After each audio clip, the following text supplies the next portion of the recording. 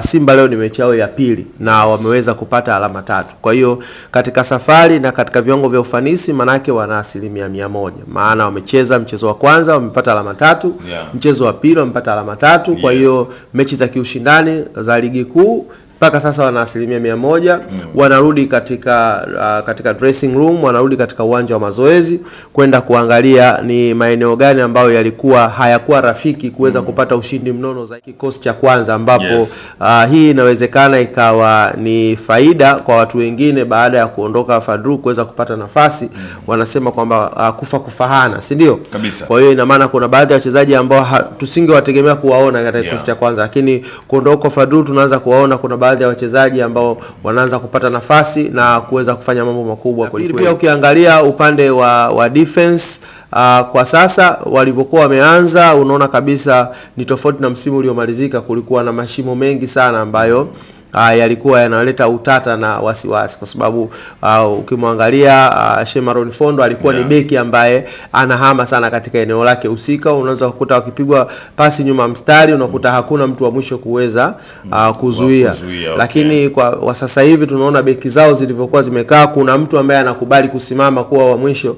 Na ndio maana mara nyingi unakuta man to man kati ya forward na beki unakuta zinakutanika sana kwa upande wa Simba Sports. Hivyo ndivyo ambavyo dakika 90 zimetamatika ndani ya dimba la Benjamin Mkapa, na klabu ya wekundu wa Msimbazi Simba wameibuka na ushindi. Alama 3 muhimu kibindoni mnyama ameziweka. Je, unasikitika? Unaumia? Ama unanungunika? Ukiwa wapi baada ya Simba kupata alama zake 3 muhimu kweli kweli? Swali. Steven Mapundo, uko vizuri? Mimi niko vizuri. Umepata kumuona mnyama nimeona mtu wa pili katika msimamo. Msimu uliomalizika. Ndio. Aliyekosa ubingwa kwa kuruhusu kufungwa na bingwa. Maana yake kwamba alikuwa competitor ambaye alikuwa anahitaji zaidi kuwa mshindi. Ndio. Na safari hii ameweza kuanza kwa kishindo kweli. Mchezo wake wa pili wa ligi kuu. Ndio. Na anakwenda kutafuta alama 3 muhimu. Anafikisha alama 6 sasa. Ndio. Kwa hiyo bado yuko vizuri. Na kwa mchezo ambao aliweza kuonyesha ni dhahiri shairi kwamba Matola anaweza kuipangilia timu yake kadri anavyozidi kwenda juu, anavyopanda kwenye ile joto la ligi, anavyozidi kupanda na ndivyo anavyoenda na tempa ya kikosi chake. Kwa hiyo Simba kupata matokeo dhidi ya Namungo, hii sio story. Ila tu ni kwamba story ingekuepo kama Simba angekosa matokeo mbele ya Namungo. Bwana, na hapa ndipo ambapo mitaa inakupokea, unasikia mnyama ana mpinzani.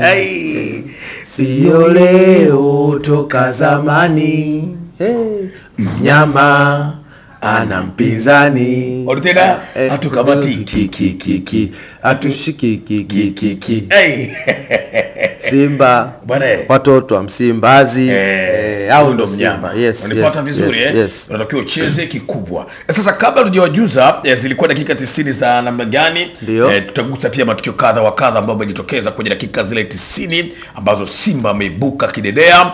Wacha pia nikupatie taarifa njema kutokea Bati Quality. Ni kampuni bora mno ya Kitanzania, inazalisha na kusambaza bati aina zote. Ziko za migongo midogo, migongo mipana, mfano wa kigae, na zile pia zenye matilo ya chenga zinapatikana kwa gharama nafuu na bei ya kiwandani. Ukinunua mabati bwana, utapata misumari na usafiri bure. Sasa hivi kuna ofa kwa wale ambao watawahi kiwandani ama ukipiga simu ya kwanza tutakupatia ofa bab kubwa ambayo haijawahi kutokea. Ofa hiyo sasa inatoka endapo tukipiga simu alafu ikiwa simu yako ya kwanza na ukisema nimepiga simu ya kwanza asubuhi kwa ajili ya ofa kutoka kwa Cisco, basi kiwanda kitakupatia ofa ya mabati. Hii haijawahi kutokea. Sisi tunasema hatutaki pesa, tunataka sifa. Bwana sasa hivi Bati Quality ndio tunamaliza hivyo. Sisi hatuuzi bei kubwa. Bati original unapata kwa bei kitonga, misumari, usafiri bure. Na katika sifa hapo maana yake kwamba Bati Quality kwa sasa wanataka sifa ya bidhaa bora. Alafu pia wanataka sifa ya kudeliver mzigo kwa wakati. Ndio maana tunauza bei kiduchu alafu tunakupelekea mpaka Kigoma huko kokote kule. But quality wana hatuhitaji pesa, tunataka sifa. Steven Mapunda, tuendelee. Baada ya kutazama klabu ya Wekundu Msimbazi Simba zilikuwa dakika 90 za namna gani? Na kwa namna hii Simba unaionaje kwenye hizi mbilinge za mwanzoni kabisa ya ligi kuu ya soka Tanzania bara? Safari ya ligi kuu ni safari ndefu sana, na maana yake kwamba hapo wanategemea kucheza mechi zaidi ya 28. Maana yake kwamba timu zipo 16. Kwa hiyo ina maana kwamba mechi zaidi ya 25 wanatakiwa ziwe mbele, ambazo hizo mechi 25 tunazitaja ni mechi ambazo uhakikishe katika mechi hizo huo umepata alama 3. Hata ukija kupoteza katika mechi 5 au mechi 4 au ukija kupata sare na kupoteza katika mechi 30 ukapoteza katika mechi 4 ukapata msukusuko kidogo, angalau mechi 25 huo umepata alama. Kwa hiyo kwenye kukaunti kuelekea mechi 25 za kiushindani za kifaida zaidi, Simba leo ni mechi yao ya pili na wameweza kupata alama 3. Kwa hiyo katika safari na katika viwango vya ufanisi manake wana 100%. Maana wamecheza mchezo wa kwanza wamepata alama 3, mchezo wa pili wamepata alama 3. Kwa hiyo mechi za kiushindani za ligi kuu mpaka sasa wana 100%. Wanarudi katika dressing room, wanarudi katika uwanja wa mazoezi kwenda kuangalia ni maeneo gani ambayo hayakuwa rafiki kuweza kupata ushindi mnono zaidi walioupata leo hii, ili waweze kwenda kurekebisha. Lakini pia ukiangalia aina ya wachezaji ambao waliosalia ndani ya Simba Sports Club na ambao wanaaminiwa kuweza kucheza, tunaona kuna baadhi ya wachezaji walishapoteza ile imani au tumaini la kutumika kwa msimu huu. Lakini kuondoka kwa Fadru, tunaona baadhi ya wachezaji wakiaminika na kuanza kutumika katika kikosi cha kwanza, ambapo hii inawezekana ikawa ni faida kwa watu wengine baada ya kuondoka Fadru kuweza kupata nafasi. Wanasema kwamba kufahana, si ndio? Kwa hiyo ina maana kuna baadhi ya wachezaji ambao tusingewategemea kuwaona katika kikosi cha kwanza, lakini kuondoka kwa Fadru tunaanza kuwaona kuna baadhi ya wachezaji ambao wanaanza kupata nafasi na kuweza kufanya mambo makubwa kweli. Na pia ukiangalia upande wa defense, kwa sasa walivyokuwa wameanza unaona kabisa ni tofauti na msimu uliomalizika. Kulikuwa na mashimo mengi sana ambayo yalikuwa yanaleta utata na wasiwasi, kwa sababu ukimwangalia Shemaron Fondo alikuwa ni beki ambaye anahama sana katika eneo lake husika. Unaweza kukuta wakipigwa pasi nyuma mstari unakuta hakuna mtu wa mwisho kuweza kuzuia. Lakini kwa sasa hivi tunaona beki zao zilivyokuwa zimekaa, kuna mtu ambaye anakubali kusimama kuwa wa mwisho. Na ndio maana mara nyingi unakuta man to man kati ya forward na beki unakuta zinakutanika sana kwa upande wa Simba Sports Club, kwa sababu yuko beki ambaye ameamua kusimama na kusema kwamba mimi nitakubali kuwa wa mwisho, yeye nendeni, mimi nitalinda nyumba. Wakati wanakuja mimi nitapambana nao, wakati naendelea kupambana nyinyi mnakuja kufikia mashimo sema ambazo ziko wazi. Kwa katika eneo hilo limewalipa zaidi. Lakini ukiangalia upande wa squad, kwenye upande wa ufungaji tunawaona wachezaji wale ambao wanawategemea kwenye set pieces wanaendelea kuwapa faida zaidi. Lakini pia tunaona wale wachezaji wa pembeni ambao walikuwa wamemaliza wakiwa mwiba ndani ya Simba Sports Club, lakini pia sasa hivi tunaona pia wanaendelea kupata nafasi. The way wanavyotengeneza nafasi, the way wanavyokuwa wanaziconvert kwa mabao, ndivyo morale na ile confidence inaweza ikaimarika zaidi ndani ya Simba Sports Club. Kikubwa ambacho ninakiona kwa sasa ndani ya Simba ni kupata confidence baada ya kupata alama 3 muhimu. Ukikumbuka kwamba siku iliyomalizika mtani wake wa jadi amekwenda kuangusha alama 2 pale Mbeya kwenye uwanja wa Sokoine. Kwa hiyo kwake yeye hii kwake imekuwa kama sehemu ambayo ya furaha zaidi. Kwa hiyo ina maana kwamba wakianza kuhesabiana hatua kwamba wote tumepiga hatua katika mechi 2, mwenzangu tayari ameshadondosha alama 2, mimi tayari nimesha collect alama 6. Kwa hiyo namzidi juu alama 2. Kwa hiyo hata ikija lolote la kutokea mimi tayari nakuwa niko juu yake, na wakati huo pia nampigia mahesabu kwa sababu tayari na faida ya alama 2 juu yake. Kwa hata nikija kukutana naye tukagawana alama, akaondoka na alama 1 mimi nikaondoka na alama 1, bado mimi nakuwa niko juu yake. Nipo juu yake kwa alama 2. Kwa hii kimashindano na kwa safari ya ligi inakuwa ina manufaa zaidi kwa upande wa Simba. Ijapokuwa ni kitu kigumu sana kwenye safari ya ligi kuanza kuhesabu kumhesabu mshindani wako kwamba tayari umeshamzidi kwa mechi ya pili ni ngumu sana, kwa sababu ya bado utakutana na watu wengi, lakini pia yeye mwenyewe pia utakutana naye ni ngumu. Lakini kwa maana kifaida, kwa maana kitakwimu, kwa maana kimakaratasi, kwa kweli unakuwa unajiandikia faida zaidi, kwa sababu tayari upo juu yake kwa alama 2 na ndio tishio upande wako. Kwa sababu ukiangalia kwa Simba Sports Club, ukimuuliza timu tishio kwa upande wake ni timu gani, atakwambia ni Dar es Salaam Young Africa. Hata sahau bora wa Singida Black Star, hata sahau bora wa Azam FC kabisa. Kwa sababu hatuwaimbi Singida Black Star nao pia walicheza mechi 2 walishinda zote. Tukiangalia Azam pia wako vizuri, lakini hatuwezi kuangalia zaidi wao. Naamini hata Simba yeye pia hawatolei macho wao, lakini wanajaribu kumwangalia Dar es Salaam Young Africa. Kwa sababu gani? Kwa sababu Yanga ni mkubwa mwenzake, na hao watoto ambao wanaona kwao ni watoto wanategemea wapate alama 3 na Yanga na anatazamia kupata alama 3 huko. Kwa hiyo ikitokea mtoto mmoja anamtunishia misuli mkubwa, basi mkubwa mwingine atakuwa amefurahi. Na ndio maana nikasema kwamba kwa matokeo haya ya Simba Sports Club yamekuwa ni faraja zaidi kwa upande wao, wakimwangalia mshindani wake tayari ameshaanza kuvutwa shati bwana Sisco. Bana, hivyo ndivyo ambavyo dakika 90 Steven Mapunda anazichambua vizuri kweli kweli, na Simba kuibuka na matokeo mazuri ya ushindi. Simba anaendelea kujikita kutafuta ubingwa baada ya kupoteza mara 4 mfululizo. Sasa kimya Simba cheki na yoyote, anachokitaka ni pointi na mwisho wa siku kutimiza na kufikia malengo ya klabu hiyo ya wekundu Msimbazi Simba. Kocha Forza ameondoka, kwa maana kocha Fadlu Davis. Yes. Ameondoka. Ndio. Ukiona Simba kwa namna ambavyo imepitia. Ndio.